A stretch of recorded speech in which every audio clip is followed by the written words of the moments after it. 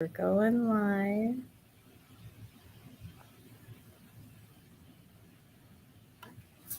All right. Hello, everyone. My name's Maria Smyer, and I'm the Hispanic Resource Coordinator here at the library. And I wanted to welcome our genealogist, Gena Philibert-Ortega. She's going to do a special presentation for us today, which is called Her Name Was Not Unknown, Finding Female Ancestors. And Gena Ortega is an author, a researcher, and instructor with diverse experiencing spanning genealogy, social, and women's history. She holds a master's degree in interdisciplinary studies in psychology and women's studies and a master's degree in religion.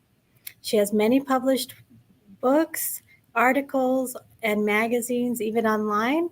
But she also has what's exciting is her writings can be found on her blogs, which is called Gena's Genealogy and Food Family Infamera. I'm pronouncing it wrong, as well as the Genealogy Bank blog. So, welcome, Gena. Thank you so much for joining us today. Thank you for having me. I appreciate it. Yeah. Let me share my screen. Hold on just a second.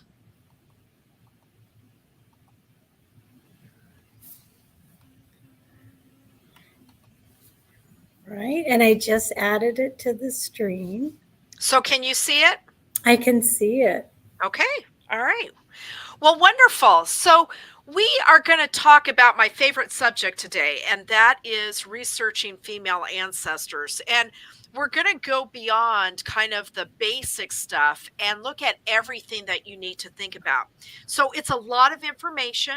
So just know that. But hopefully, as we get going, you can take some notes and get some ideas.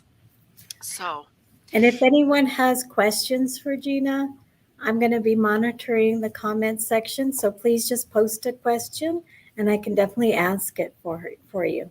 absolutely. Yes, I'll answer all questions at the end.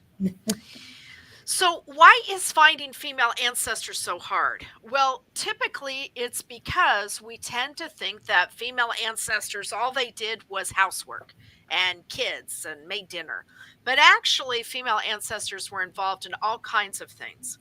However, it really has to do with place and time. So, your ancestor who's in the 1700s in Boston is going to be quite different than your ancestor that's in the 1900s in California. What is available is going to be different. So, one of the big things to get from this talk is to think about the time and place your ancestor was living in. That's going to determine what records exist or don't exist. Now, the other problem with female ancestors is for some reason nobody can remember their names. So here's a good example. This is an Ohio death certificate, and this is from the 1944. And typically on these 20th century death certificates, you've got the family's name, the parent's name. And so here That is, we don't see. oh, you don't see it? We just see the first slide still. Okay, hold on. Oh, there we go. Does that help? Okay. We see a certificate now. Okay, what about now? Yeah, it says John Hughes. Mm. Informant signature John Hughes. Okay, but when I do that, you don't see the next slide? I just see the John Hughes one. I wonder why that isn't working. Hmm. Okay, well, what I'll do is I'll keep going back out and then in again, and that way you can see it. Okay. So if that happens again, let me know. All right. So what happens on death certificates is it has the parents' names. And a lot of times with women, it'll say unknown.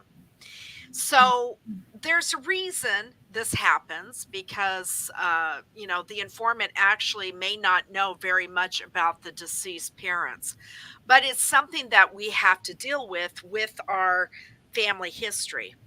Now, hold on just a second. Okay, do you see that slide? Context is everything. Good. Yeah. Okay, so I'll just have to do that. So, context is everything. And what is context? Context is what's going on around your ancestor's life.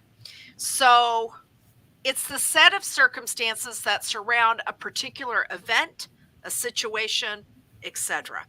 So, when we think of context, we think of things like, different records, the newspaper, is there a war going on? We think of all those things. And when we think about female ancestors, we've got to consider that as well, because that helps us tell their story. Okay, can you see the assumptions? Yeah. Okay, good. Okay, so I'll just leave it this way. So we need to watch our assumptions about female ancestors. So, for example, this is a photo of the first all women jury in Los Angeles. And you can tell from the photo that it's taken about the early 1900s. Now, our assumption is that women didn't do much back then, that they were just housewives. But in reality, they were doing things. But once again, it matters time and place, and what is the laws, what is being recorded, what are women's rights for that time and place. So, for example, my grandmother was just a regular person. She was a housewife. She had 8 kids, she outlived 2 husbands, and she had 64 grandchildren. She worked as a midwife and a nursemaid.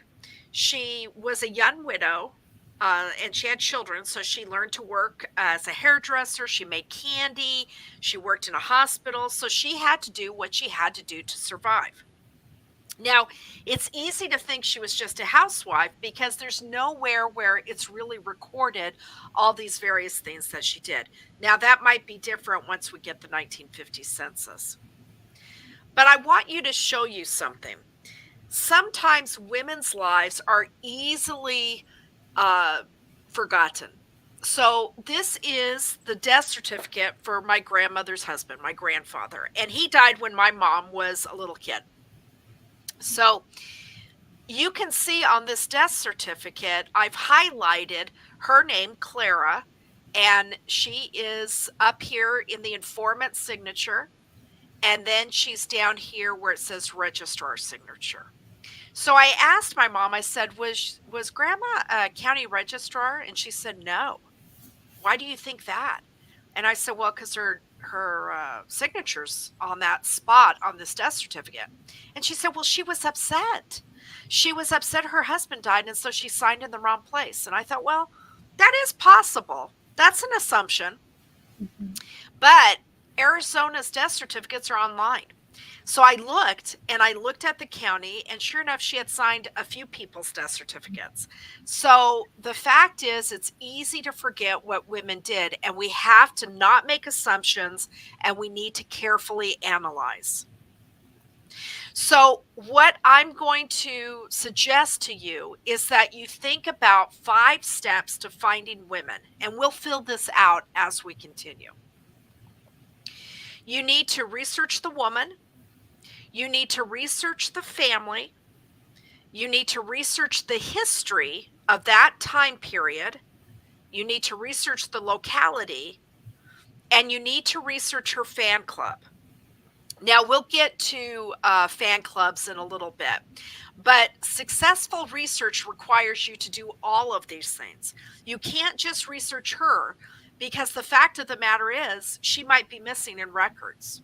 You have to extend your research out to her family, to the historical time period. That's going to tell you what records she might or might not exist in.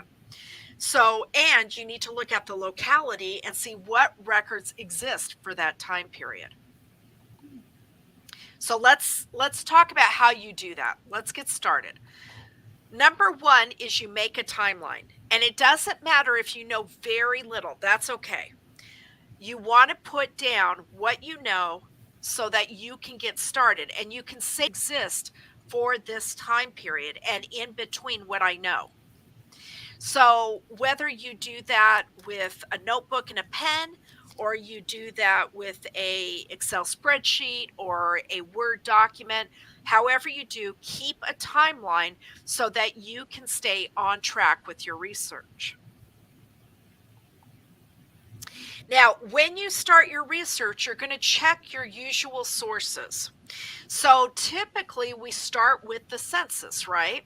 And that's okay. That helps put people in time and place. And then after that, we tend to go for birth, marriage, and death records. So, how do you go about, let's say, birth records? Well, we look for a birth certificate, but birth certificates aren't always extant or they weren't used. And so that might not be available. So then we have to look at church records.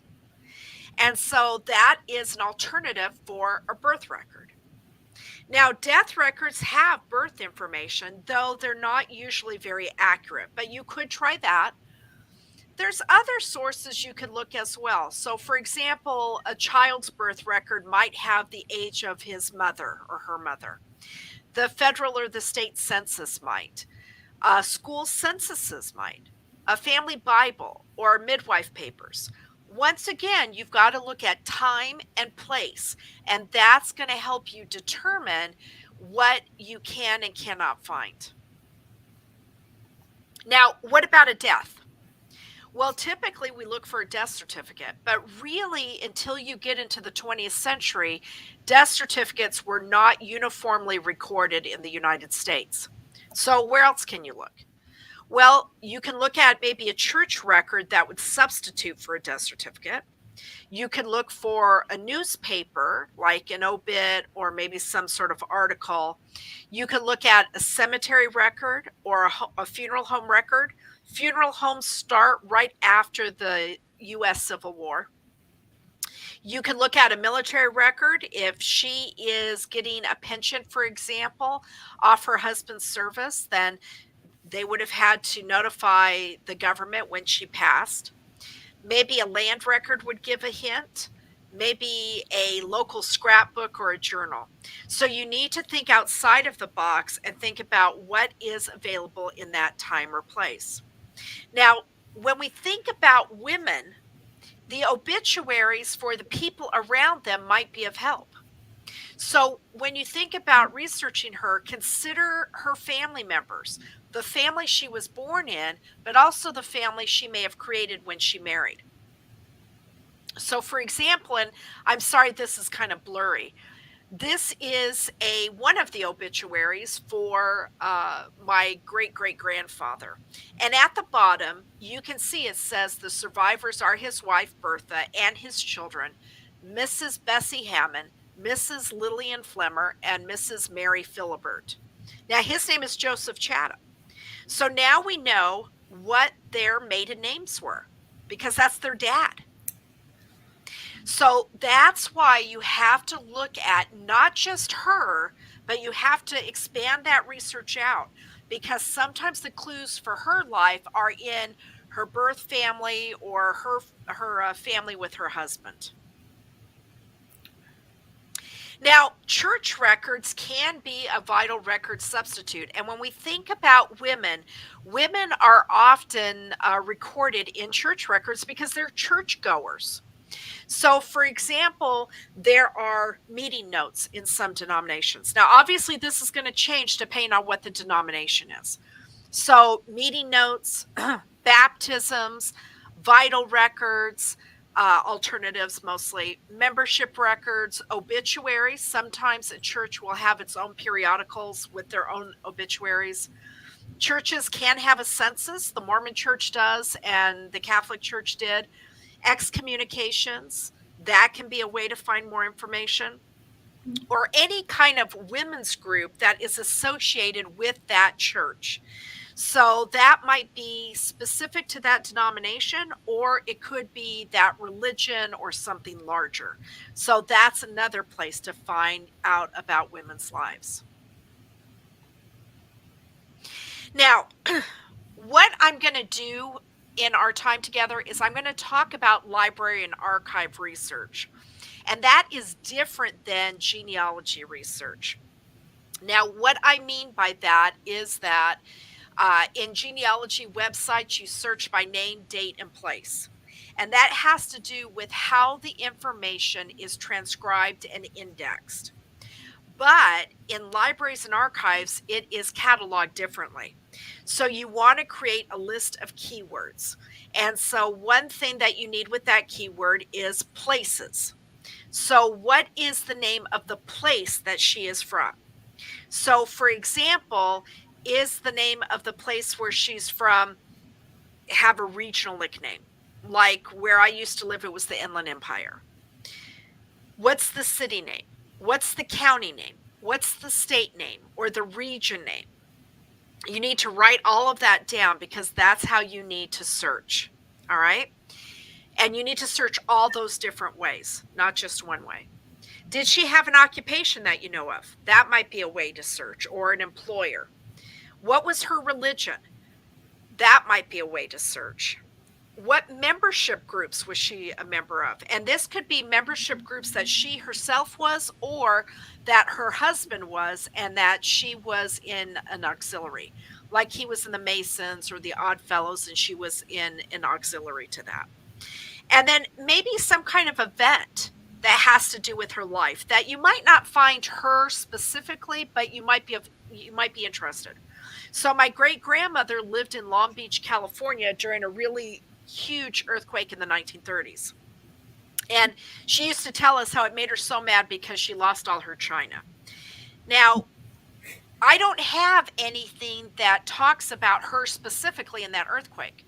But when I go and look in newspapers and histories, and images, I can get a sense of, wow, look how destructive this was. She was a young mother. Why wasn't she concerned about, her child or her house? Why was it the china? Now she was a cook, so maybe that makes sense. But the point being is that sometimes our genealogy research needs to have that historical context so we can tell those stories. Now, this is something I want you to think about. When we search for a woman, let's say in the newspapers, what is her name? Now, you may think, well, her name was Margaret Ann Smith. Okay. But that means prior to marriage, her name could have been Margaret A. Smith, M. A. Smith, M. Ann Smith. She could have had a nickname for Margaret, and that might be a historical nickname like Peggy. One we don't really use today, but that was popular then. Another example is Sarah and Sally. Okay. Now, one way you can learn more about this is by getting the book by Christine Rose called Nicknames. That might be helpful to you. Now, once we have her name prior to marriage, what's her name after marriage? Well, let's say she marries a guy named George Allen Snyder. So now her name is Margaret Ann Snyder. But is it?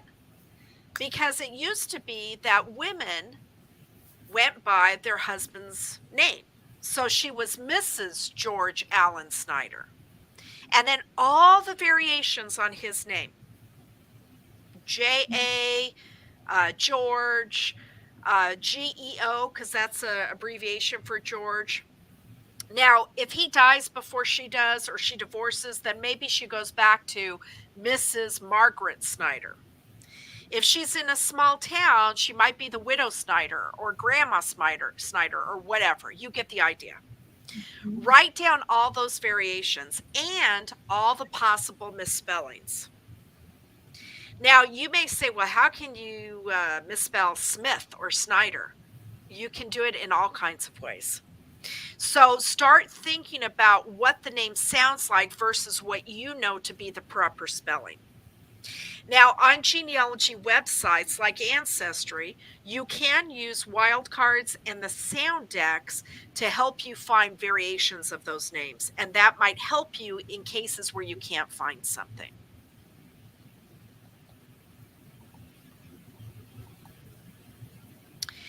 Now, okay, hold on. This is being very tricky here.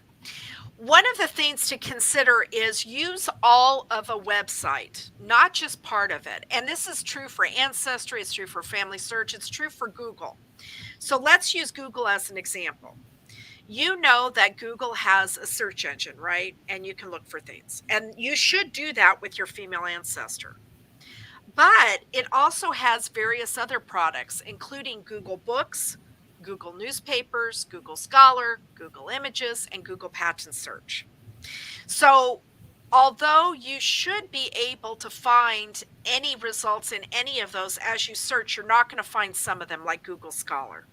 So it's important that whatever you're using, that you get to know more about that search engine and that you try different things in order to find what you need.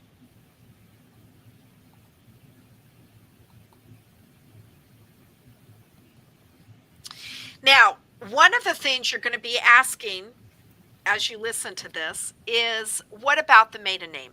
How do we find her maiden name? And, the answer to that is there's lots of ways. They're just not all relevant to what you're doing, right? So, where do maiden names appear? Well, they appear on the children's death or the children's birth certificates. So that has the mother and the father, and that should give her maiden name. They appear on a woman's delayed birth record or her children's delayed birth record. Maybe in a newspaper birth announcement for their kids, but not always. That might be something you find by doing some archival research and looking at personal diaries and journals of their fan club, and we're going to come back to what that is. Marriage records have maiden names, and there's all kinds of different marriage records depending on time and place. A newspaper announcement about the marriage, that's something you're probably going to see more in the 19th century, late 19th, early 20th century. Family Bibles. If you think about death records, you're going to see in death certificates, maybe newspaper announcements, obituaries, burial permits. So the point is, there's lots of records that have maiden names. You need to make sure you're doing a good, thorough search with what you know, and then hopefully that'll get you that maiden name. Kind of like that obit I showed you. If I search by her married name, then that helped me find her father's name, which is her maiden name. So start with what you know and then go from there. Now, let's first start about doing really good research and specifically look at libraries. Now, what kind of libraries exist? One of the things that as genealogists we get too used to, oh, you can't see this, can you? We can now. Libraries. Okay, perfect. One of the things that we get used to is that we search online.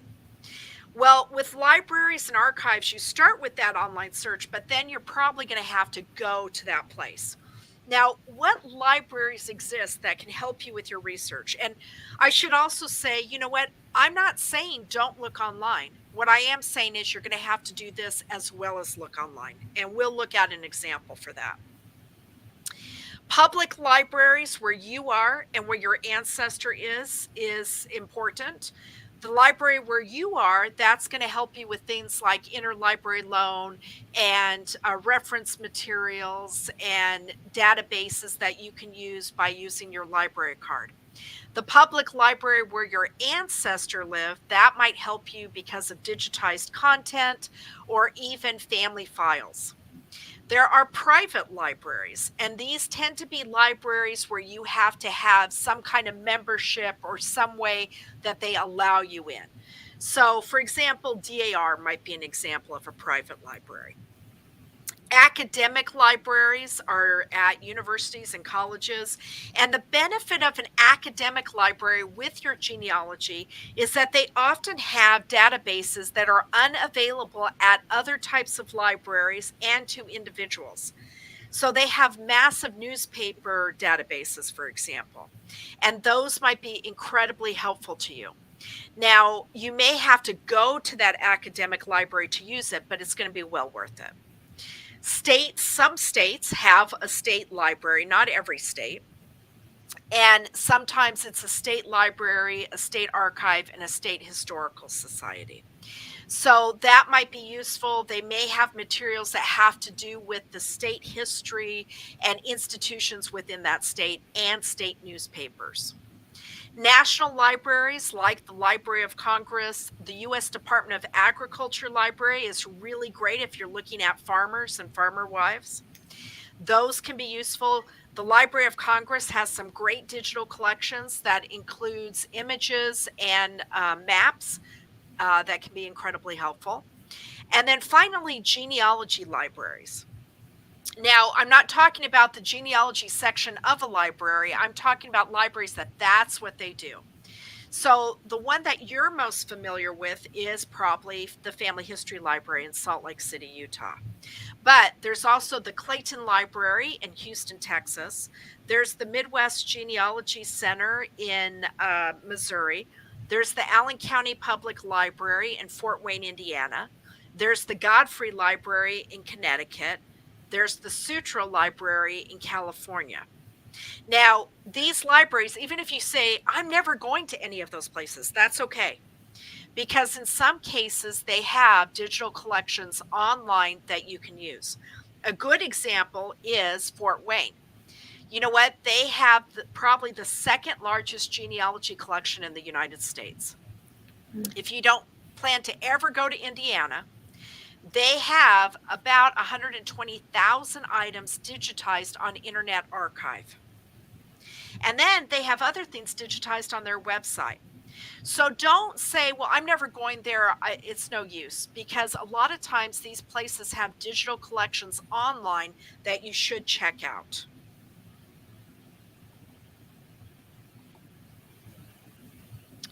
All right.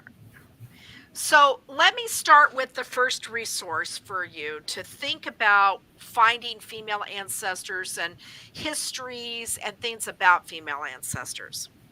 And that is Worldcat.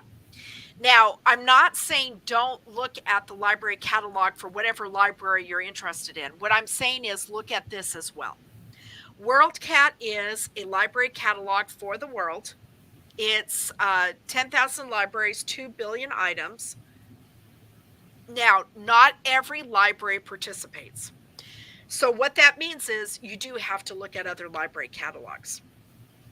But this is where you would do your search using a keyword and not your ancestor's name unless they were famous, infamous, or an author.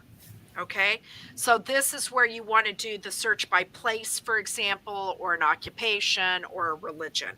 And what you hope to find are things like histories and transcribed records and that kind of thing. Now, these are 2 billion items, not just books or periodicals. They actually also have theses and dissertations as well as archival materials. Now, the beauty of Worldcat is that you can put in your zip code and it will tell you who has that item nearest you. Now, nearest is subjective because sometimes it's 3,000 miles away and that's just the way it is. But it's a nice way to find items in case if there are others nearby. FamilySearch participates in Worldcat. So whether you do the search through Worldcat or you do the search through FamilySearch, their libraries are connected. So if you find something on FamilySearch in the library catalog and you're like, you know what, I'm never going to Salt Lake, you could use that to see if that item is at any other library. So keep that in mind. Every item in the FamilySearch catalog has a link to Worldcat. The other thing I'll just mention, because you can see it on this slide, is on the right, there's a sign in that you can use, username and password. Well, the problem, you don't need to use this. It's free. You don't need an account. However, if you do set up a free account, you can do things like put together bibliographies or have favorite libraries. So there's a few things you can do that make it, especially nice to use, but you don't have to.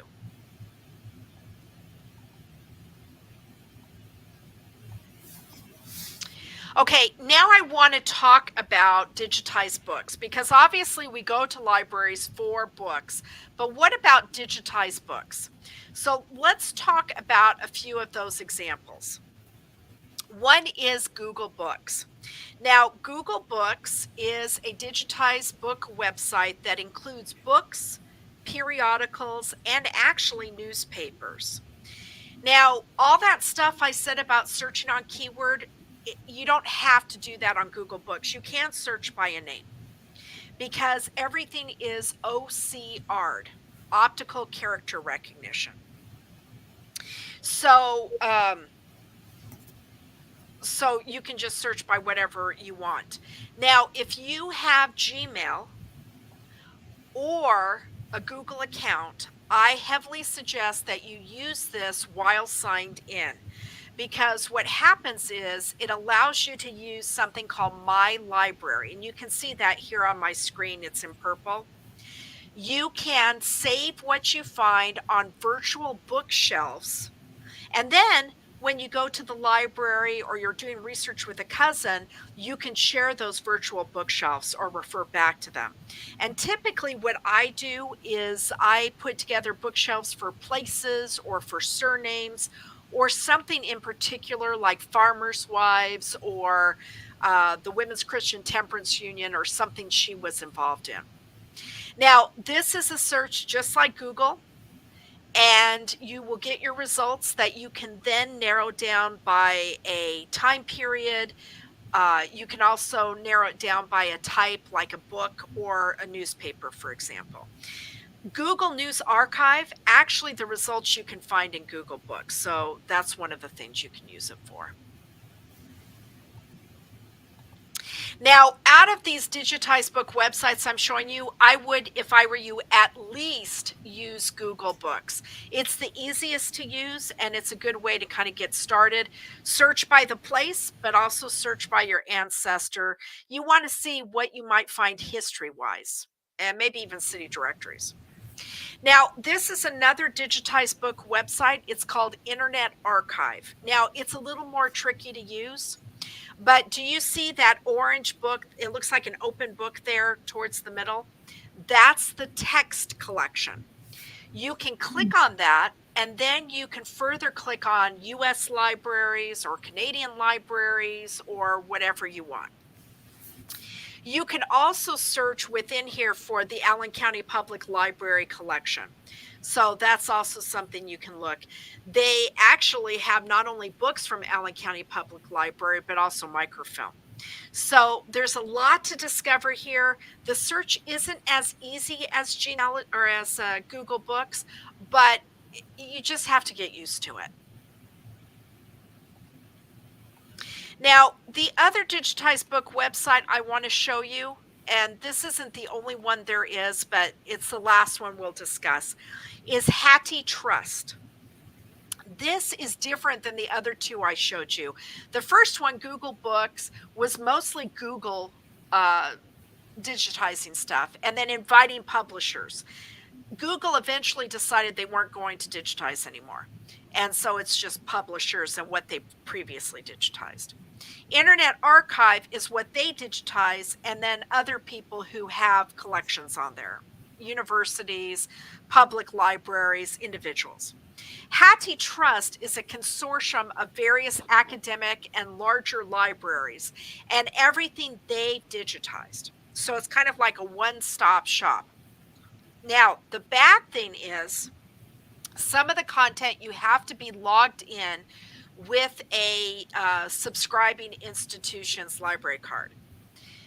So that can be a problem. However, most of the items that we like are in the public domain, so you shouldn't have that issue.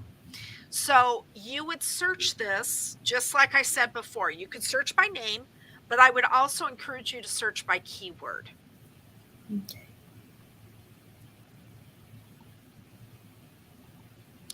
Now, let's go on to talk about some familiar websites and how to use them differently.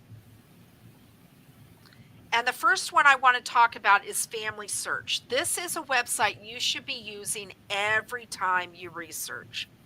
So the way that I'm going to suggest you use it is by clicking on search at the top and trying the catalog, the historical records, and the books. Now, historical records are just that. They're records that they have digitized. The books is their digitized book collection, but it's not just digitized books for Family Search. It is digitized books for about 12 different libraries altogether. So one search, you do one search and you get all of those libraries. That's a great way to handle that. And you're going to find things like city directories, histories, organizational histories, transcriptions, indexes, all kinds of stuff. Now, if you've been doing genealogy for a long time, you probably are familiar with the FamilySearch catalog.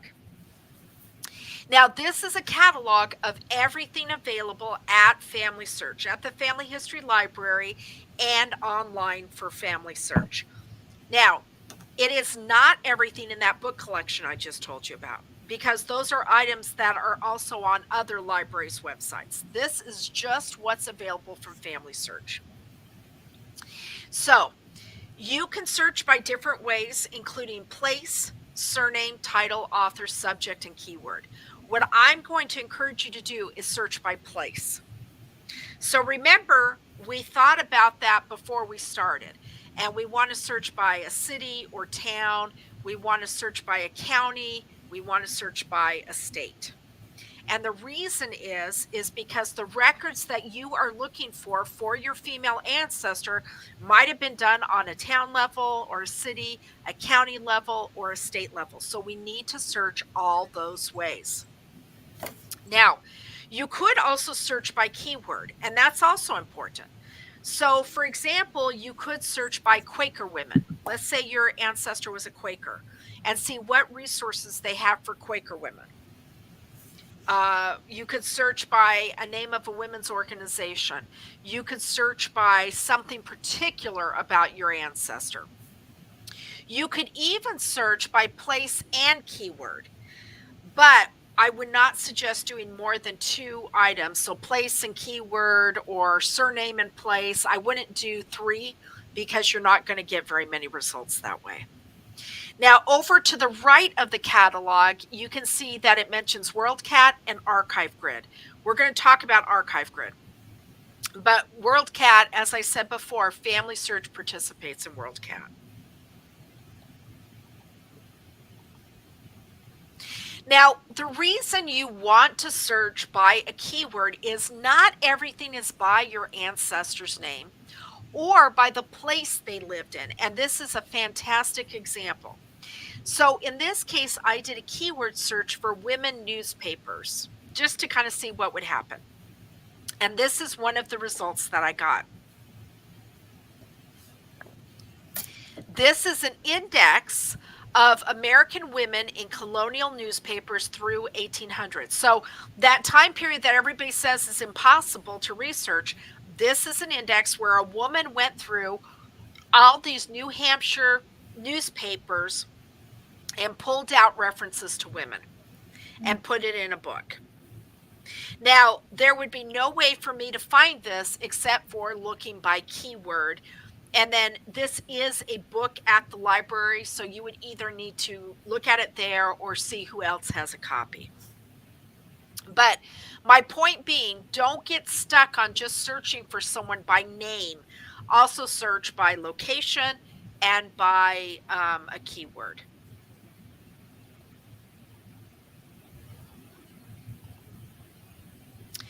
Now, we're also going to talk just a tad bit about newspapers, and I'm going to point out 2 newspapers in particular, or 2 newspaper sites. That's Genealogy Bank and newspapers.com.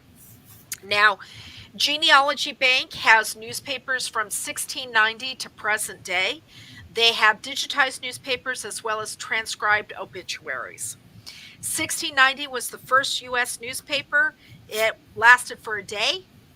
And then newspapers started really kind of getting going about the 1700s.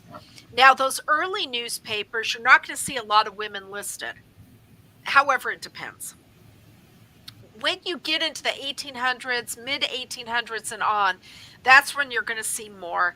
When you get to the 1890s, that's when women pages start showing up in the newspaper, and that has things like women writing in for recipes, women announcements about their groups, announcements about engagements, that kind of thing.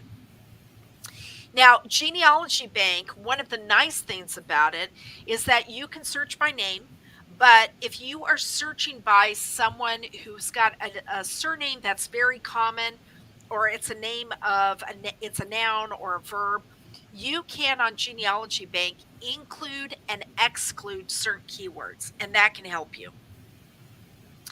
Newspapers.com has newspapers from the 1700s to present day. Genealogy Bank, all U.S. newspapers. Newspapers.com does have Canadian newspapers as well as some European newspapers. Now, Genealogy Bank, it's one fee, it's a yearly fee, and that's how you subscribe. Some libraries have a version of Genealogy Bank. It's called Newsbank, it's their parent company. So you might be able to use it at some libraries. Newspapers.com is owned by Ancestry. And so what happens is if you have an Ancestry account, it has to be your individual account, and you have a newspapers.com account, when you find appropriate newspapers for your family tree, you can actually attach them to your ancestry tree. Now, newspapers.com has two subscriptions. One is just their everyday subscription, and the other is called Publishers Extra, which is a lot of newspapers that are more current. And that's an additional fee. Now, why are newspapers important to the research that we're doing for female ancestors? Well, the thing of it is that it's the great equalizer.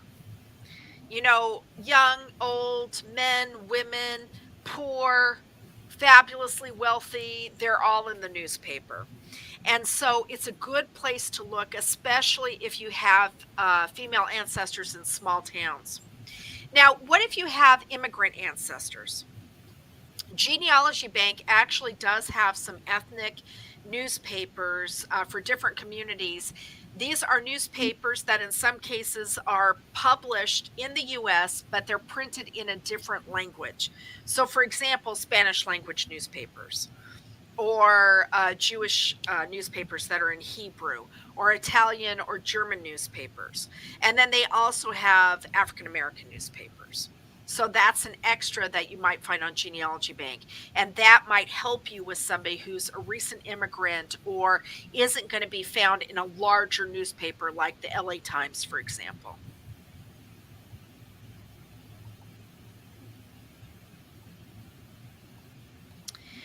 Okay, we also want to consider her life. We want to think about what was she doing, what's going on during her lifetime. And the records where we might find these are records that appear in archives. Now, what's the difference between a library and an archive? A library tends to have items that were published, like books and magazines, maybe audio or video recording. Now, they can have archival collections, but largely that's what they have. Archives have items that were created at the time of an event by people involved in the event. They're not published. So these are things like letters, these are things like membership records, images, diaries, scrapbooks. These are the things that are heavy with what women leave behind. You know, women's communities, women's friends, women's organizations. Now, just like different kinds of libraries, there's different kinds of archives. So, for example, there's government archives. And this might be the National Archives, this might be city, county, or state archives.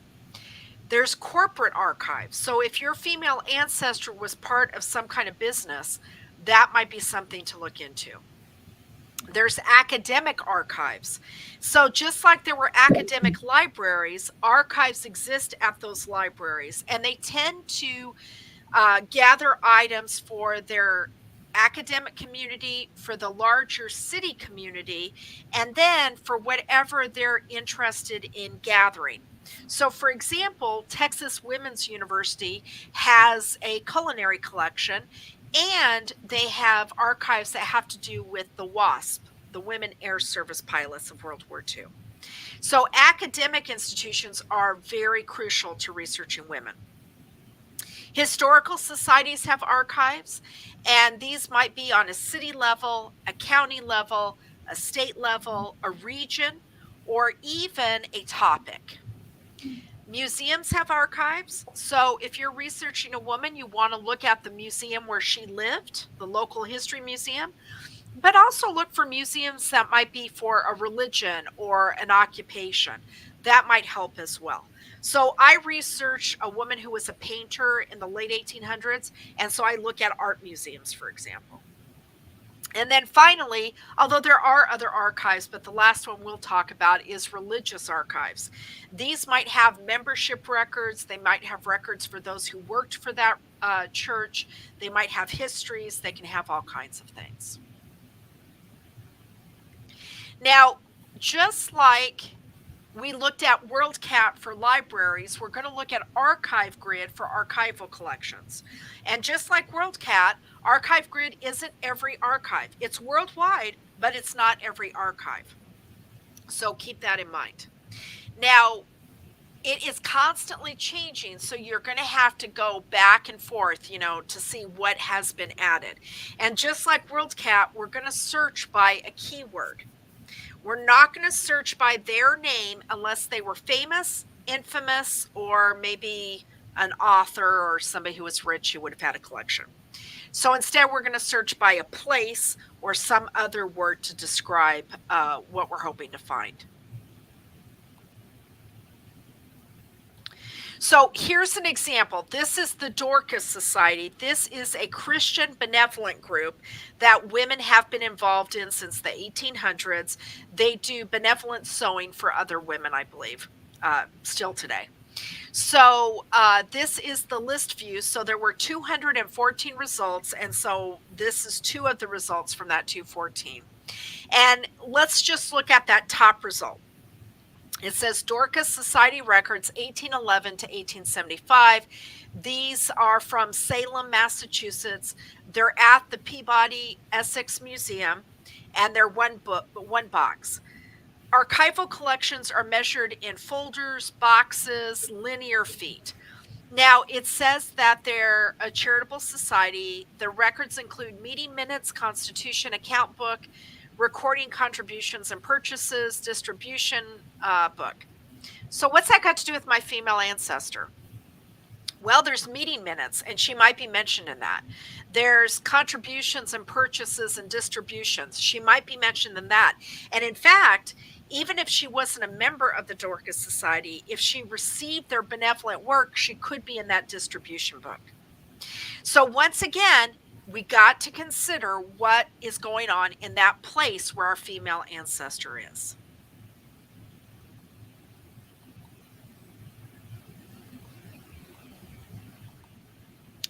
Okay, so we need to take a look at other family members and the fan club, especially if we are searching for a female ancestor in a specific place.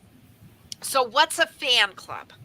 Fan club stands for Friends, Associates, and Neighbors. So FAN. So when we look at archival materials, we're looking at her community and who in her community left behind records. Midwives, the local retailer, the minister, all of that, because that might mention her. Now, this is research that takes time. And it's research that goes beyond just putting in a name, date, and place in Ancestry. It takes time, but it yields you these wonderful stories about our female ancestors' lives.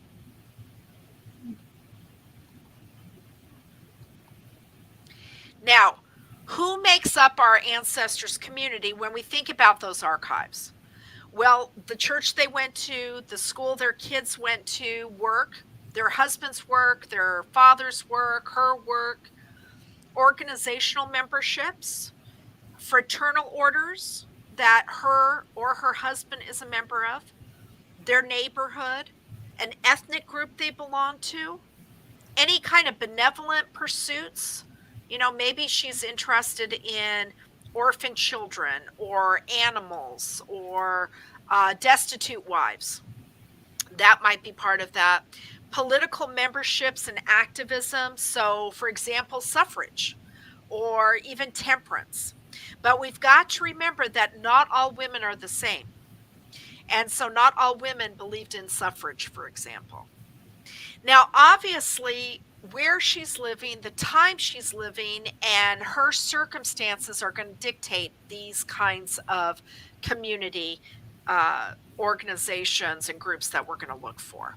So, what that means is read the local newspaper, look at the local city directory, read local histories so you can know more about her in her environment.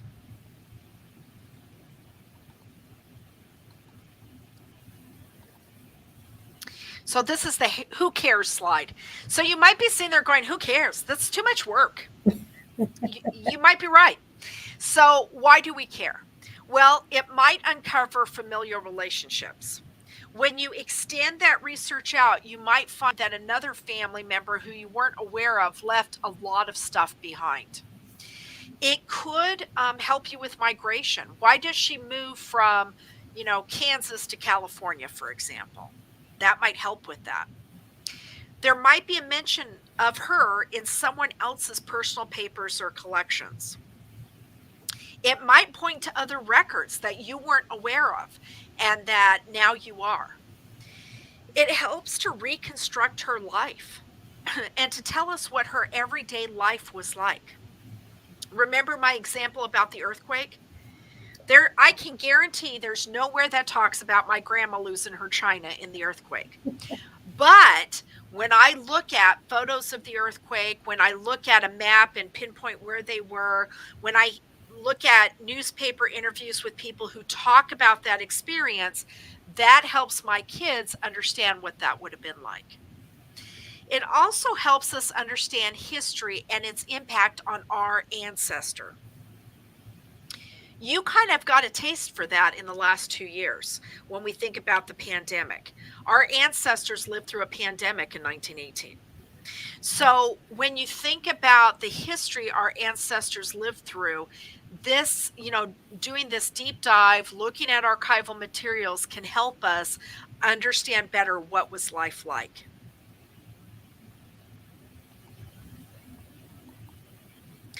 Now, there's all kinds of different manuscript collections, archival collections, and I'll make this bigger so you can see it. This is from a ledger for the Order of Eastern Star.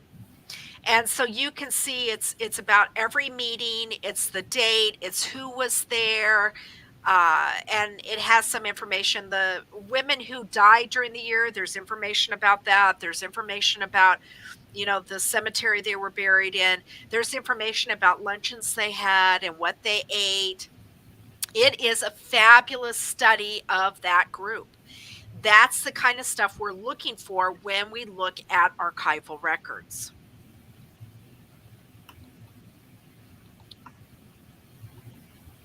Now, one of the things we often hear is that women aren't anywhere. They aren't in any records. Well, we need to think differently about how we research women and consider what are they involved in. Yeah, they're not going to be in records that have nothing to do with what they're involved in.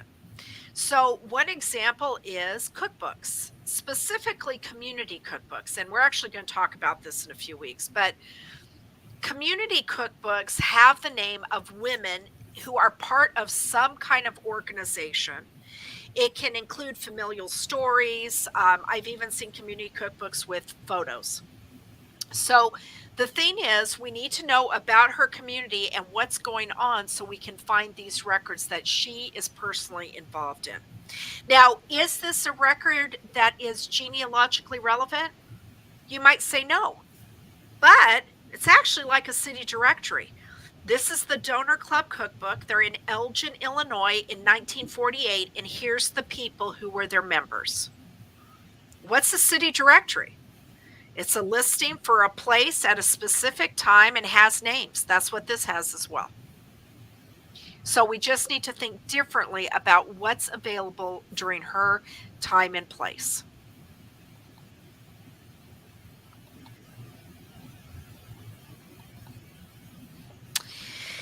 Now, finding female ancestors is difficult for all kinds of reasons.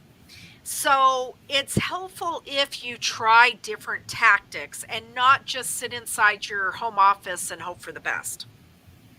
So, for example, going on social media and asking questions. I see all kinds of people on Twitter asking questions about, what does this record say? Where would I find this?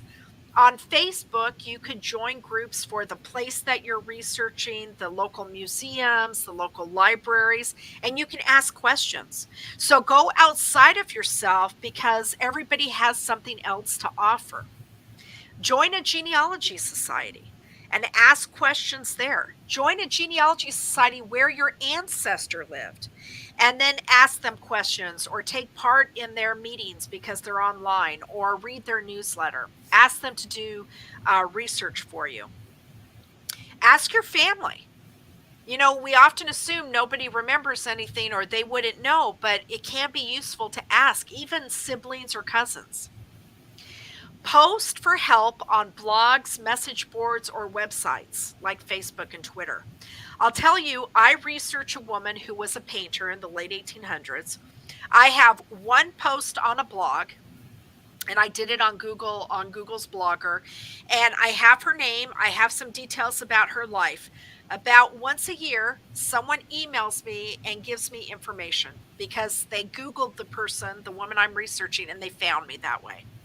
Leave a little virtual paper or breadcrumb trail out there so people can find you. How can anybody help you if they don't know how to find you? And then finally, think about online trees. Now, quite frankly, online trees are horrible, right? People add information that's incorrect, they make assumptions. There's all kinds of reasons to hate online trees. But just like a blog post or a Facebook post, they are a virtual trail. Somebody finds your tree, and like on Ancestry, if you have information in your profile that they can help, they can find you, they can work with you on what they have versus what you have. So leave little virtual breadcrumb trails out there. Research takes years. It's not something you do this weekend and you're done. It involves starting with the easy stuff like ancestry and censuses and moving on from there and knowing that over time more things become available. Now, just to close out, every year for Women's History Month, and that's this month, I do some postings on my blog, Gena's Genealogy. You can see the URL up at the top. You can take a photo of that or whatever. This year, I'm doing a book a day that can help you with researching your female ancestors. This is actually the post for today. In the past, I've done posts about World War I women. I've done posts on directories and women and posts about researching in museums. So you can access all of that from my blog and get some ideas for your research. All right. So, does anybody have any questions for me? Well, so far we haven't had any from the audience, but I do have some questions for you. Let's do it. Yeah, because I mean, first off, thank you so much. That was a great presentation. And I know you have like over 20 years of experience doing genealogy. And I'm wondering what made you decide, because you seem to really specialize in researching women, and what made you decide to go that route? Well, so one of my master's degrees is in interdisciplinary studies, and it's partly women's studies and psychology. So that's really, I've always been interested in women's stories and how even historians, for a long time, history was men, and we didn't look at women's stories. So I've always been interested in that. And I think for genealogy, it almost feels like a challenge. When people say, you can't find anything about women, it feels like a challenge to me. And I think increasingly, especially now with newspaper sites and all kinds of digitized content, it is easier than ever. Now, does that mean everybody's going to find their ancestor? No, of course not. There's people I can't find, but at least if you know where to look and how to go about it, you've done a good job, and that it simply just might not be there. Yeah. Another question, what advice do you give someone who's new to genealogy and just starting out? So do the timeline and write out as much as you know about her. Mm. And then ask yourself what records correspond with that timeline. So, for example, if you're looking at great grandma and she was alive in 1920, there's a 1920 census. So start there. You always want to start with what you know and then go backwards. Don't skip around generations. If you knew grandma and she died when you were a teenager, then go get her death certificate and start with that. But always start with what you know and then work your way backwards. If you use a timeline or a research log, that's going to help you keep focused, because it's easy not to be focused and to go off into all kinds of stuff. I know I'm the queen of that. So, having that research log allows you to look down and say, okay, this is what I know. This is what I don't know. I need to go do this next. Probably the other thing I would make sure I do is go to the FamilySearch Research Wiki. And you do that by going to FamilySearch and then at the top search and then Research Wiki. And know everything you can in the wiki about that place, that, let's say, estate, and learn about what records exist. Because probably if you're new, you're not going to know that much about records beyond censuses and birth, marriage, and death. So use that to learn more about other records and what's available, and then you can kind of continue on from there. And what made you decide to start your own blog? When I originally started my blog, I started to report on my family, and then I realized I didn't want to do that. And so I started doing, more educational posts. But I have more than one blog. And so that blog on that painter I told you about, Mhm. I started researching her, and basically what happened is I went to an antique store and bought some letters, and they were letters that were to her from her lover in 1907. So I want to know, she's not my family. I want to know more about her. So I started going online. I went to Ancestry and Family Search, looked her up in the census. I did all those things, but I recognized that, I might hit a brick wall pretty quickly. So I put that post up, and I just said, I called it Searching for E.G. Stetson. That's her professional name. And I just said, this is who she was. This is who she was married to. I'm looking for information. Email me if you know anything. And so, like I said, about once a year, someone contacts me who has one of her paintings, or who a woman bought one of the letters on eBay and mailed it to me. So, you just never know. Now, a lot of times that post just sits there and nothing happens. But like once a year, I get a contact. So the more you have out there, the easier it is for people to find you. And it's not good enough to have stuff out there in one place. You've got to, like the blog. Every time someone Googles E.G. Stetson, the first hit is my blog. So that's why that's so helpful. And, it's on Google Blogger, it's free. It's just sitting there in cyberspace. Cool. So, what's the most interesting person that you've researched, in your opinion? Well, besides her, um, I do research on community cookbooks and quilts on signature quilts. And so one of the signature quilts that I have is a quilt top from the 30s that has all these women's names embroidered on it. And it's not particularly attractive. You can tell why it was never quilted. It's kind of, I don't know, it's not very good.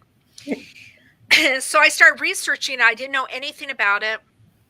And so what I did is I assumed it was from the 30s, and I started looking for the more unusual names on the quilt top.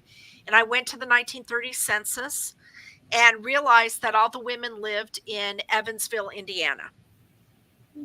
And so I did a spreadsheet. I had everybody's name. I had 1930 census, and then, 1920, 1940. And they all worked at a cigar factory. Oh, wow. So cigar work was work that women did in the early 1900s and the 1800s. It was actually pretty common. It's not something we know of today, but it was common back then. It was considered women's work. And so, I started researching that and researching the women on that quilt, including one woman who was murdered, probably about 20 years after the quilt top was made. So that probably is one of the better research projects that just I stumbled upon. Yeah. So finding a lot of neat stories and good mysteries. Well, yeah, and that's the thing is there's research, there's genealogy everywhere. So you can't have in your mind that it's only on Ancestry or only, at the library. It's everywhere. And so those stories, I gave you examples that aren't my people, but like my great grandmother, I knew her, but part of the fun stories is the earthquake. Or if we didn't use a great grandmother example, her husband, my great grandfather, his World War II draft card talks about a tattoo on his chest. So I researched that tattoo.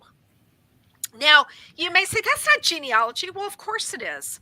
You know what? When I talk about that ancestor with my nephew, that's what he remembers is that tattoo. But he learned about World War II. He learned about all this stuff. He got to interview his grandfather about his grandfather. So it's those kinds of things. We shouldn't be just focused on let's trace ourselves back to 1500. It's telling those stories and documenting those things. Yeah. Wow.